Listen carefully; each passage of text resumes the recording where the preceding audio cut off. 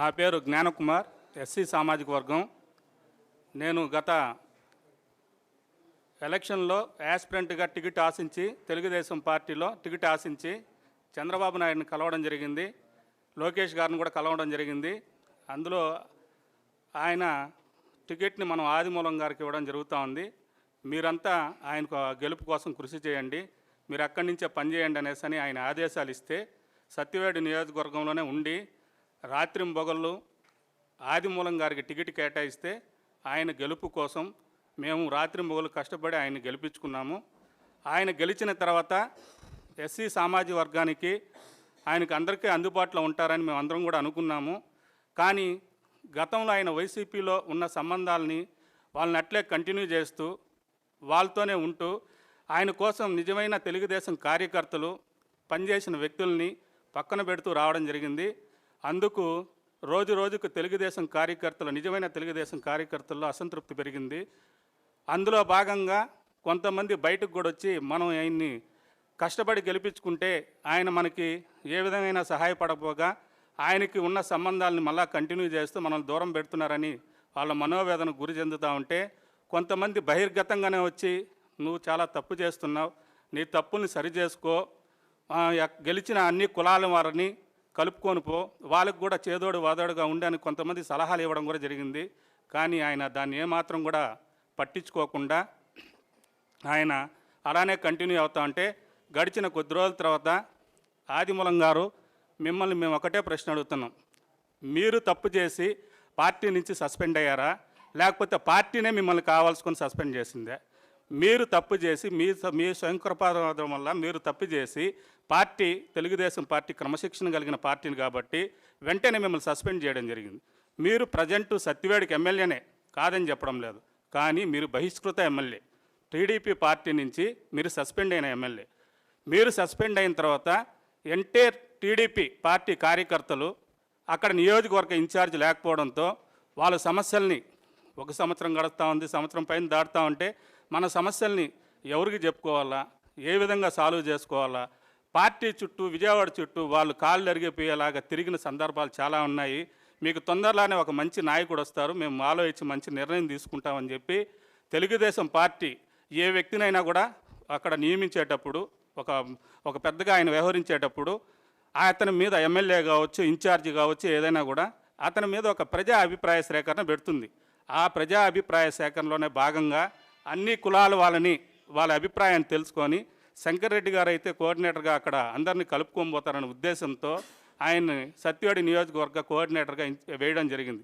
ఆ రోజుటి నుంచి కూడా ఈ రోజుటి వరకు ఆయన అన్ని కులాలను కలుపుకుంటూ పోతూ కష్టపడిన వాళ్ళని గుర్తింపిస్తూ గతంలో వాళ్ళ బాధలన్నీ కూడా వాళ్ళే సొంతంగా స్వయాన మేము ఈరోజు మాకు మంచి నాయకత్వం వచ్చింది, మేము ఆయన నాయకత్వంలో పనిచేయడానికి మేము సిద్ధంగా ఉన్నాము అని అక్కడ కులాన్ని అంతా కూడా మర్చిపోయి అందరూ కలగలుపుకొని పోతా ఉంటే ఈరోజు మీరు నాకు ప్రోటోకాల్ ఇవ్వలేదని,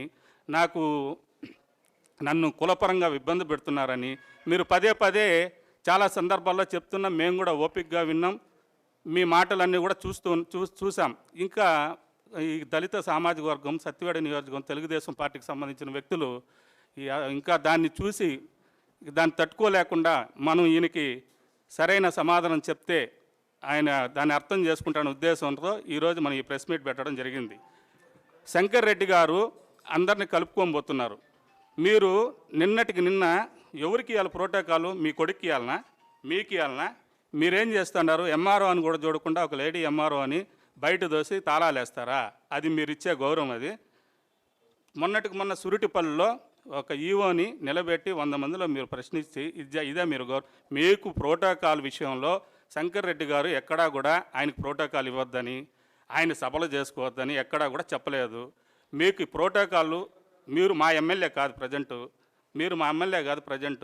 మీరు ప్రోటోకాల్ విషయం సంబంధిత అధికారులతో చర్చించి మీరు నిర్ణయం తీసుకొని మీరు సంతోషంగా మీరు ఎమ్మెల్యే సత్యవేడి ఎమ్మెల్యే మీరే, మళ్ళీ చెప్తున్నాం, మీరు ఆ ప్రోటోకాల్ విషయంలో మీరు అధికారులతో మాట్లాడి నిర్ణయం తీసుకోండి, మేము ఎప్పుడు మీకు అడ్డు కాదు.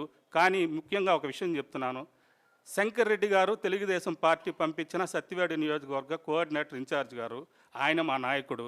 ఆయన మీద పదే పదే మీరు కులం ఆపాదిస్తే అది మీకు మంచిది కాదు. మేమంతా కూడా దళితులు భవిష్యత్తులో మీరు ఈ పదాన్ని కానీ మారుకోకపోతే మీకు తగినైన మూల్యాన్ని చెల్లుకుంటారని తెలియజేసుకుంటాను. మిత్రులకి, సత్యవేడి ప్రజలందరికీ నా నమస్కారాలు. నేను doctor Pari Chandana Sravanthi, AP urban finance and infrastructure development corporation డైరెక్టర్ని. ఇక్కడ వ్యక్తిగత దూషణలు అనేది వద్దు. అది ఎట్లా దళిత కార్డు అనేది అడ్డం పెట్టుకొని తన వ్యక్తిగతవన్నీ కూడా తీసుకొని వస్తున్నారు మన గౌరవనీయులు శాసనసభ్యులు ఆదిమూలం గారు. అది ఆయన గెలిచింది కూడా ఏం ప్రమాణం ఏమని చేశారు? కుల మతాలకు అతీతంగా నేను ప్రవర్తిస్తానని చెప్పి ప్రమాణం చేసి, కానీ ఆ ప్రమాణాన్ని మాట తప్పి ఇవాళ కులమత ద్వేషాలన్నీ రెచ్చగొడుతున్నారు. ప్రతిదానికి కులం కార్డు, దళిత కార్డులను వేసుకుంటున్నారు, అభివృద్ధికి అడ్డుపడుతున్నారు. నిన్న డిఆర్సీ మీటింగ్లో కూడా నేనున్నాను. సార్ ప్రోటోకాల్ ఇవ్వలేదు అని అంటే డిఆర్సీ మీటింగ్కి ఎందుకు వచ్చారు? మరి వాళ్ళు మీలాగే ఎంఆర్ఓ ఆఫీస్కి తాళం వేసినట్లుగా వీళ్ళు కూడా మిమ్మల్ని రానివ్వలేదా? కలెక్టర్ గారు, ఇన్ఛార్జ్ మినిస్టర్ గారు కూడా మీరు చెప్పిన మాట, మీరు చెప్పిన విధాన్ని కూడా, మీ సమస్యలన్నీ కూడా తీసుకున్నారు కదా, మరి అక్కడ ప్రోటోకాల్ అనేది లేదా? అలాగే అమరావతిలో సుప్రభాలిన ప్రభుత్వం, ఇది మంచి ప్రభుత్వం ప్రోగ్రామ్కి మీరు గౌరవనీయ ఎమ్మెల్యే అని చెప్పేసి కదా మిమ్మల్ని ఆ రోజున అక్కడ ఆహ్వానించారు. ప్రభుత్వం మిమ్మల్ని ప్రోటోకాల్ పిలుస్తుంది కదా, మరి అక్కడికి అమరావతికి ఎలా వచ్చారు? అలాగే నిన్న కేవీపీపురంలో కూడా మనకి ఇక్కడ వరద వస్తే కూడా మన కలెక్టర్ గారితో పాటు సమీక్ష చేశారు కదా, మరి అది ప్రోటోకాలే కదా.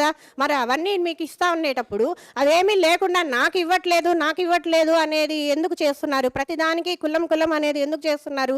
ఇప్పుడు నేను అలాగే ఈ సత్యవేడికి ఒక ఆస్పిరెంట్గా వచ్చాను. సార్కి చెప్పినట్లుగా మన ముఖ్యమంత్రి చంద్రబాబు నాయుడు గారు నాకు కూడా చెప్పారు. అలాగే ఈ నామినేటెడ్ పోస్ట్ అనేది నాకు ఫస్ట్ లిస్ట్లోనే ఇచ్చారు మన సత్యవేడి నుంచి. ఇప్పుడు కూడా ఏం చేస్తున్నారు? అలాగే మన ప్రోగ్రామ్ కోఆర్డినేటర్ గారు శంకరెడ్డి గారు వచ్చినప్పటి నుంచి మనకి అన్ని కమిటీలలోనూ, అంటే వీళ్ళు కూడా ఇక్కడ కేవలం సార్ ఒకరే, శంకరెడ్డి గారు మాత్రమే కాదు, అందరి సమీక్షలు అందరినీ కూర్చోబెట్టి ఎవరికి ఇవ్వాలి, ఏంటి ఇవ్వాలి అని చెప్పేసి అందరినీ కూర్చోబెట్టి పలానా వాళ్ళకి ఇవ్వాలని చెప్పేసి వాళ్ళు ఒక లిస్టు తయారు చేసి అక్కడ మనకి పార్టీ ఆఫీసు కానీ ప్రభుత్వానికి పంపిస్తే వాళ్ళు అక్కడ ఫైనల్ చేస్తారు అంతే తప్ప ఈయన ఒక్కడే ఏకపక్షంగా ఎప్పుడు చేయలేదు. అలా చేసే ప్రతి దాంట్లోని ఏఎంసీ కమిటీలు కావచ్చు, పిఎస్సీ చైర్మన్లు కావచ్చు, శృటిపల్లిలో కావచ్చు, వాటన్నిటిలో కూడా అన్ని రకాలు, కేవలం ఎస్సీ ఎస్టీ అని చెప్పట్లేదు, అన్నిట్లోనూ కూడా ఎస్సీ ఎస్టీ బీసీ మహిళలు అన్నిటికి కూడా ప్రాధాన్యం ఇస్తూ వచ్చారు. ఇది మీరు మీ ప్రభుత్వంలో మీరు అంతకుముందు ఇప్పుడు 2 సార్లు చేస్తున్నాను అంటున్నారు కదా, మీరు అంతకుముందు ఎంతమందికి మీరు ఇలా చేశారు? ఒక మాట చెప్పండి. ఎంతమంది ఎస్సీ క్యాండిడేట్లకు మీరు దళిత వాళ్ళకి ఎంతమందికి ఇట్లా పోస్టులు ఇచ్చారు? దానికి సమాధానం చెప్పండి. మీరు ప్రోటోకాల్ అంటున్నారు కదా, మీరు ఎంతమంది మహిళలకు కానీ దళితులకు కానీ మీరు ఎంతవరకు ఒక 3 సెంట్లు భూమి ఇచ్చినాం, నేను పలానా వాళ్ళకి ఇది చేశాను అని చెప్పి మీరు ఎంతవరకు చేశారు? దానికి సమాధానం చెప్పండి. అంతేగాని ప్రతిదానికి దళితులు అన్న కార్డు వాడద్దు.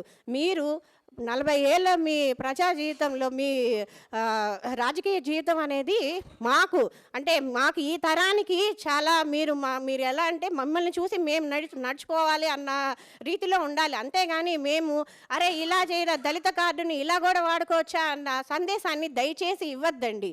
మీరు ఆదర్శప్రాయంగా ఉండి మమ్మల్ని ఈ తరాన్ని కూడా ఇలా ఉండాలన్న దీన్ని చేసుకోవాలనేదే మా కోరిక. ఇంకొకటి, ఇది మీరు సస్పెండ్ అయిన దీనికి అంతకుముందు కూడా మీకేంటి గోకులం షటిల్ కావచ్చు, ఫీల్డ్ అసిస్టెంట్లు కావచ్చు, ఇవన్నీ కూడా మీ వాళ్ళకి, అంటే వైసీపీ అక్కడి నుంచి వచ్చిన వాళ్ళకే ఇస్తున్నారు అనేది ఆ తర్వాత కూడా అలాగే కంటిన్యూ చేశారు. ఇప్పుడు దయచేసి చెప్తున్నాను, ఈ కులం కార్డులు ఇవన్నీ కూడా దయచేసి వాడద్దండి. ఇది దాన్ని అందరికీ జాతి మొత్తానికి ఆపాదించద్దండి. అది మాకు చాలా కష్టంగా ఉంది. Thank you. జై తెలుగుదేశం.